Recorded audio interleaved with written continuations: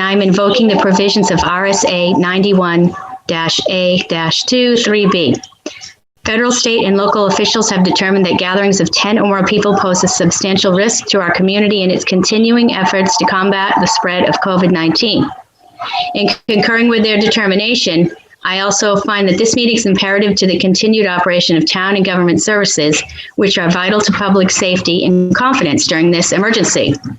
As such, this meeting will be conducted without a quorum of this body physically present in the same location. At this time, I also welcome members of the public accessing this meeting remotely. Even though this meeting is being conducted in a unique manner under unusual circumstances, the usual rules of conduct and decorum apply. I'll start by taking roll call attendance. When you state your name, could you please state whether there is anyone in the room with you during this meeting? And I'm going to go first because, yes, I'm here and my grandson is with me. He's 3 years old. He's watching a movie. Okay, Cliff? I'm here, Cliff Sinnott. No one with me. I'm outside. Thank you. Thank you. Lou? Lou Histrow. I'm here in the room. No one with me. Okay, Julie? I am in my office and I am alone. Thank you. And Dave Sharples? Dave Sharples, town planner. I'm in the room alone. Okay, great. Thank you.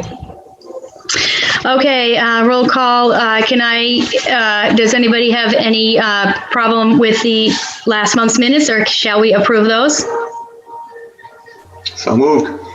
Okay, so moved. Okay, so we're going to start on our first agenda item. Thank you. First agenda item is, I'm going to recap a couple public education events that we just finished up. The first one was the September 30th Button Up from New Hampshire Saves. This was on Zoom with the professional presenters. I think we had about 12 people attend, which is about what we usually have attend when we have it in the library, so that's good. And I have a link to that, which I will be putting on our website page on the town hall, so that, on the town website, so that that's part of our just usual links at the end of our website. The second thing that happened was on October 4th, we had our electric car event, the National Drive Electric Week. And what we did is we shot a video. Amy and I did that, talking about stats in Exeter, what the electric car stats were. And Amy talked about car chargers, and she had the Revision Bolt, which gets charged off of sun. So it's actually running on sunshine. And that video is out there on Exeter TV, and we can also link that to our website, so that 2 public education events during this time of COVID. So I'll move on to the next agenda item, which is the, oh, good grief. Sorry, screaming. The next thing is the CAPE workshop that we all just attended. I wanted to know if anybody had any comments on that, and this is the one that Kristen Murphy put on. I know we were pretty much all in there. I thought it was great. Just to be reminded of all that good information that's been produced over the years, that, not all committees can use it the same way, but, if we ever got to a point where we were engaged in promoting the development of an alternative energy site, we could use some of those, like that land conservation priorities one, for example, or even land areas that are potentially at risk for flooding. So even for us, it might be useful, but I think for a lot of other committees, much more so. I really enjoyed it. I came in late, and I liked the breakout rooms. I was a little disappointed that there weren't members from many other boards than the ones we expected, like ours and the Conservation Commission. But that's a try for the next time. We're going to do another public meeting, a bigger one. The intent was to get all boards in together to talk about what they don't know and how they can use it in the decision-making process. And there were a few planning board members there, which I thought was going to be very helpful.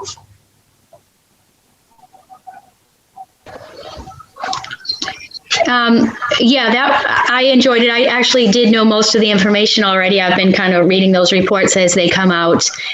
But one thing that I did really like about it is to see people from different committees all together like that. And I think that's very, very beneficial for the town to do that every once in a while, to have a giant committee meeting so people can see who the other people are and maybe what the projects they're working on, so that there's no, so people aren't working in silos and all the information is out there. All right, anybody else on this?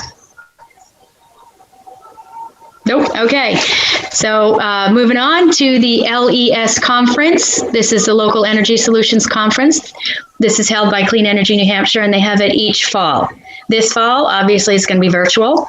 It's on October 29th and 30th, and we should all be attending it. I'm not sure who is attending it and who's not, but that's something that we'll be doing shortly. Does anybody have any comment on the Local Energy Solutions Conference?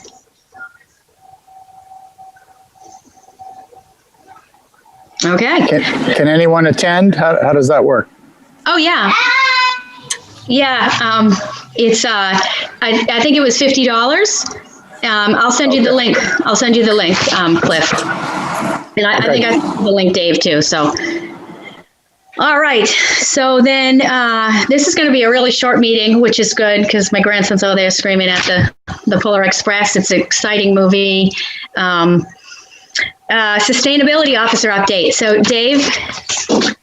Thank you. Just one thing about the solar array. I did go before the select board last Monday night. And, you know, although I wasn't asking for them to vote on anything, I informed them that I intended to issue an RFP for potential solar development out on Crossroads, our closed landfill. And without objection from them, I would move ahead. And all I heard was positive comments, and they were supportive of that effort. So I was going to issue it last week, but then I realized after I came back, you know, after Monday that Russ took some time off last week. So I couldn't catch up with him until this week. And I just wanted to double check with him to make sure, because he's, you know, town manager is the one who really issues the RFPs. So I consulted with him, and I'm issuing that this week. So we'll get that, you know, moving ahead and moving forward. Yes. And then the other thing I wanted to throw out on the, I don't know if it affects anything, because Russ asked me and then asked me to let the committee know that the town has an energy contract with this, I forget the name of the suppliers. I have the email, but anyway, their current energy contract, they've been sent an email to renew, to extend the contract for 3 years. There's still a year left on this contract, and that they're offering a price that they hadn't seen, Russ hasn't seen before. I think a locked in price for I think it's 6.999 cents a kilowatt. But he just wanted me to they've gotten that proposal. It is 3 years, but it wouldn't start for a year. So essentially it would end in October of 2024. He just wanted to throw it out there just so you'd be aware that that's, you know, being examined. And we didn't know how it would fit in, or if it would into the community power thing that we're pursuing. It could be a multi-year research project as it is. So he just wanted, you know, nothing's going ahead at this point, but he wanted to let the committee know that we did receive that offer. Just one thought on, sorry. Just one thought on that is that I don't think it would affect the community power initiative, because the town would never be obligated to be a customer under that anyway. That's to aggregate, commercial or residential customers. So I think the town can always continue to have its own contract with its own power suppliers, whether it's better or worse. It wouldn't interfere with it. Oh, okay. That's good, because he asked a couple, like the solar array. I looked into that. That wouldn't have any effect on it. So it seems like there's not much of an impact if they went ahead. So that's good to know. Dave, can I ask you, who is it that would sign off on this contract? the select board? Ultimately, it would be Russ who signs the contract, whether it needs select board approval or some other, I don't know. Yeah, the select board does approve it. Oh, okay. I would assume so, but I didn't want to say that was the case. So.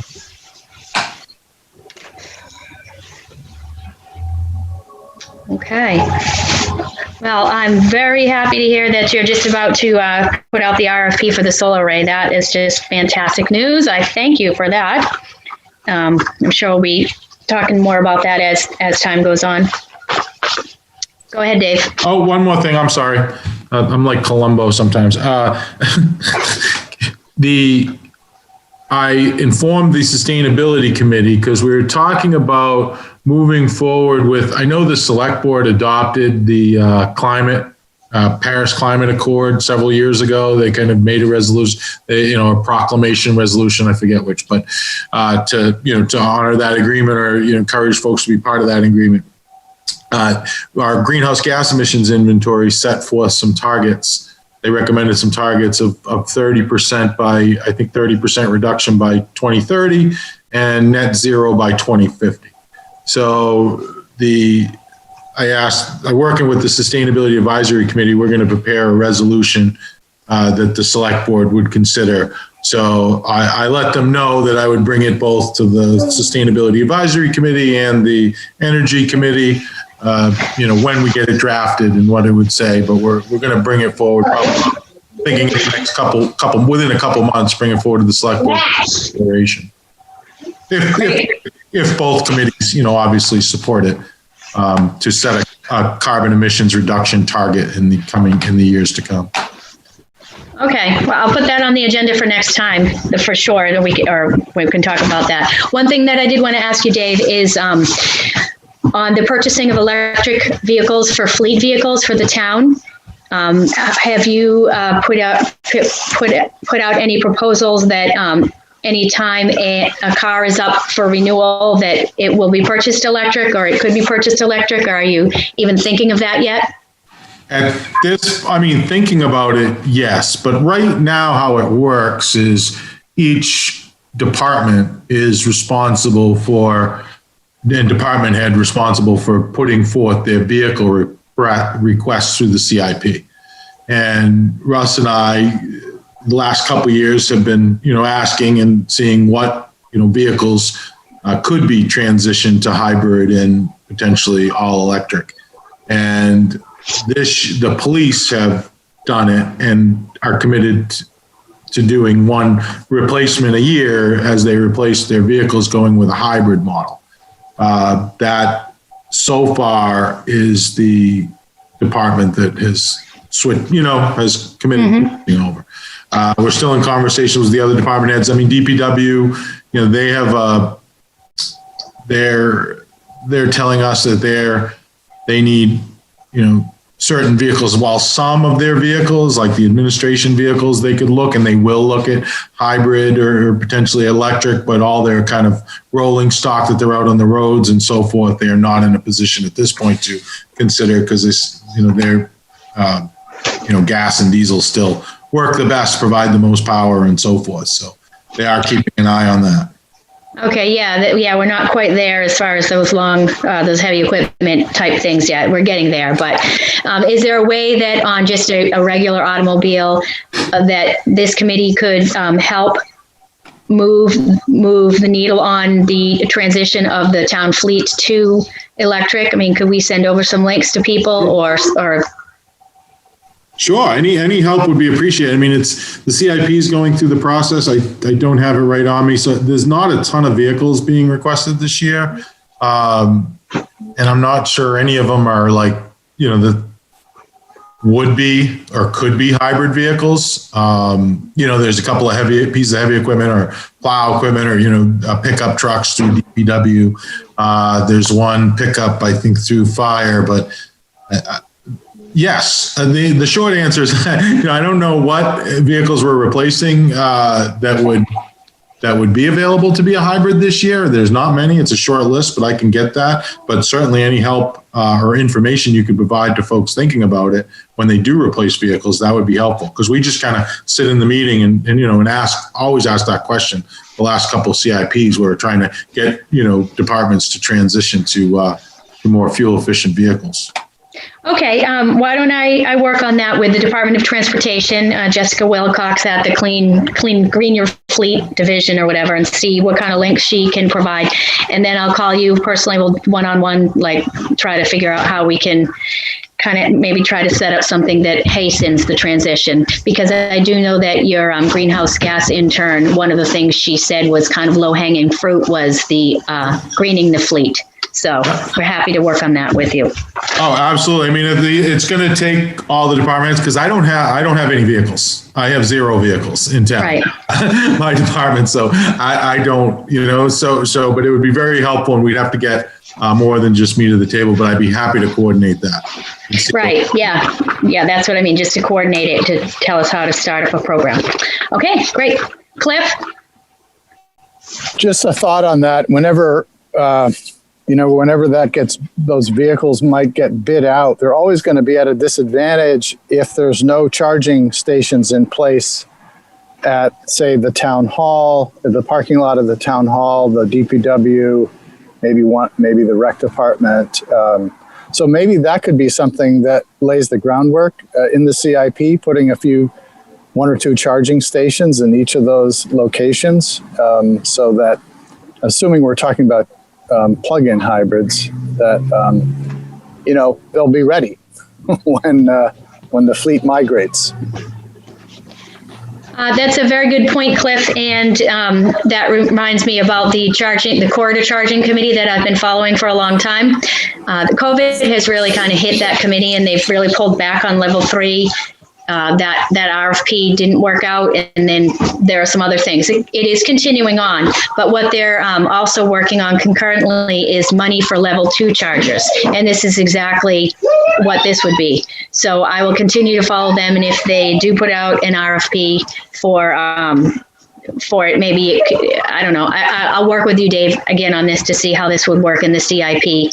If indeed there was some kind of municipal charger that could just be hung on the back of the town hall for municipal vehicles. So we can check into that.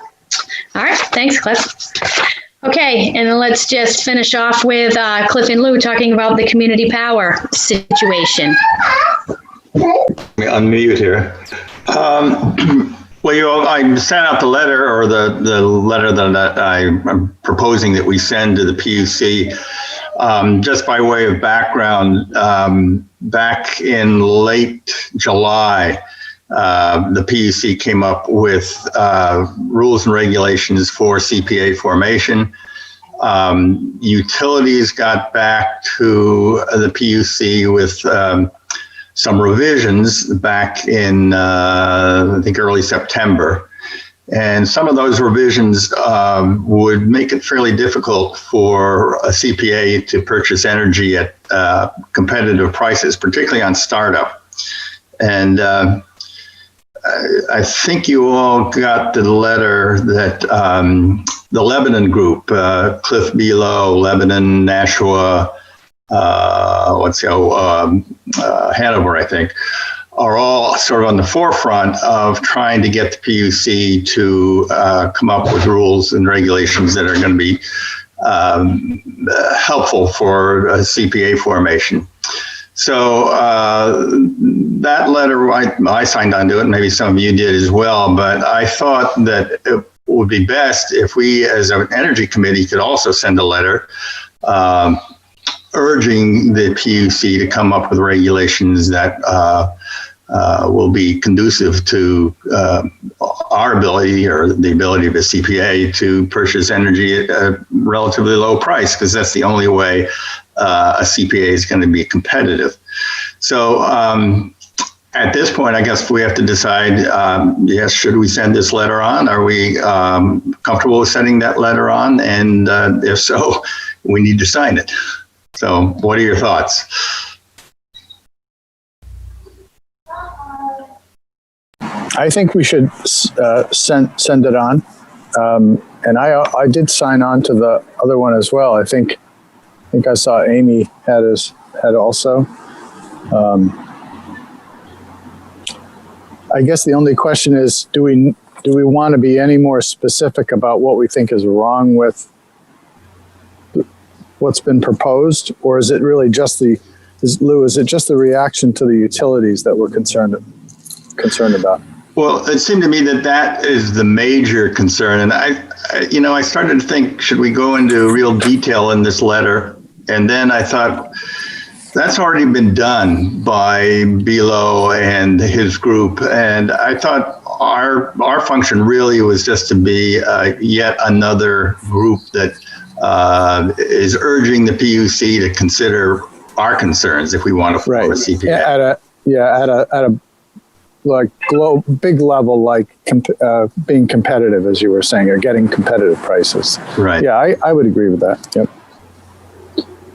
My feeling was that, it's very easy to sign on to a letter that some other group has put together, it might not be taken as seriously as a second letter coming from a group that's independent of the first one. So I just thought, add a little more fuel. Yeah, Well, sorry, I know my picture's not on here, but I agree with what you're saying, Lou and Cliff.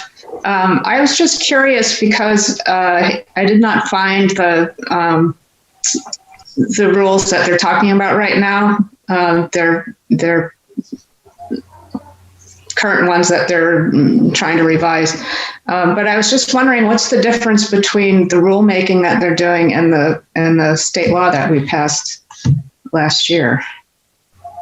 Well, I think the rules are to implement that law. Okay. The PUC has to come up with a whole lot of kind of minutia to explain how a CPA, what a CPA has to do to find out the load requirements of the community they're serving. If you read the rules, it's a painful thing to do because they're very detailed and a lot of legalese, but that's what they're coming up with. Okay, and I just wanted to ask, because of the other group that is trying to form, are we interested in getting like Rockingham County to be an aggregator instead of trying to work with whoever wants to work with us? I think at this point, we need to know what the rules are. The more I look into it, the more I realize that until those rules and regulations are in place, we can't move forward very far. Do you feel the same way, Cliff? I do. In fact, I was looking at this. It made me wonder whether we shouldn't wait to propose the EAC to the selectmen until we're a little further along. Yeah, I agree. Yeah, because I just don't think we'd have answers to reasonable questions that they might ask. Exactly. We just don't know yet. So, yeah. And Clean Energy New Hampshire, I think, has sort of stalled out on Community Power New Hampshire, CPNH, which was going to be kind of the liaison for us. And I think they've stalled out primarily for the same reason, that until we know exactly what the rules are, they can't move very far forward either. Right. We had been in the process of maybe getting names together for a committee when we got the email from CPNH saying that they're holding out for a minute because they're not sure what these rules are going to be and how it will affect the bottom line. So that's why, Julie, if you're wondering why I haven't followed up on assorted names I was looking for last month, 2 months ago. And as far as Lou's question on should we send this letter, I think to send a separate letter shows that our committee is really engaged and we're not just what's that word? Slacktivism, signing on to other people's letters. Like, yeah, that sounds good. But we take the time to send our own letter, even if it isn't completely detailed like the other ones. I don't think it has to be because, like you said, that's not our function to grind through all that stuff with them. We just want them to give us the information so that we can calculate our numbers and get to 6.99 cents, because I think last year, our current contract was like 7.12 or something. So somebody's deciding they better put the prices down. So maybe that's, a win already. Yeah, and I would suggest on the letter that along with my selectwoman representative on there, but also put my state representative. Okay. Name for Rockingham District 18. Okay.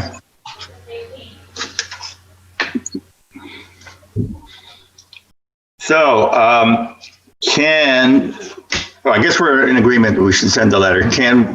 How can we get everyone to sign it? That's the next question. Cliff, if I ran it over to you this afternoon, could we sign it? Sure. And I was also wondering could we leave it in the town clerk's office for other members to come sign it? You have to leave on Thursday, right? Yeah, tomorrow morning. Tomorrow. Ooh, yikes. Yep.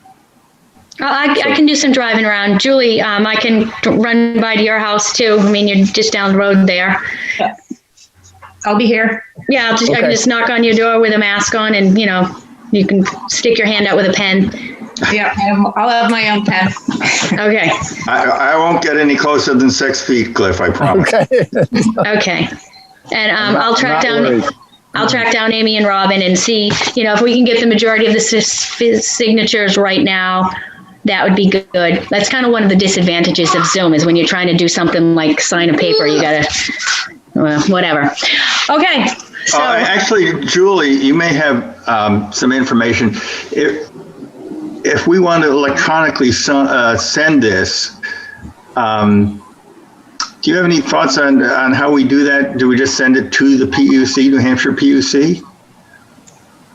Yeah, I think so. Yeah, I mean they're directly dealing with it and setting the rules. So I don't know which utilities they're talking to. If it's EverSource and Unitil and whoever. Yeah, they're talking to all three of them. Yeah. I think the other comments I've seen have gone to David Weisner's email. Right. They're addressed to the commissioners, but sent to him, I think. That's right. Yeah. Okay. And is this any place for the what's their name? The advocate, not residential, but the Office of Consumer Advocate guy. There you go. Is there any place for him in the whole process? Do you think? I don't know. Maybe the letter could be CC'd to him as well.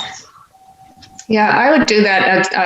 Russ and I had him in the office, and I can't remember why, but he's a huge supporter of the aggregation.